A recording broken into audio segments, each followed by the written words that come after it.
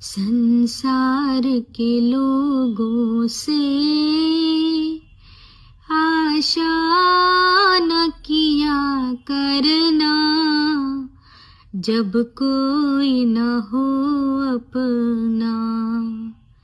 राधा रमण कहा करना, यह सोच अरे बंदे, प्रभु तुझसे दूर नहीं। कोई कष्ट हो भक्तों को, प्रभु को मंजूर नहीं।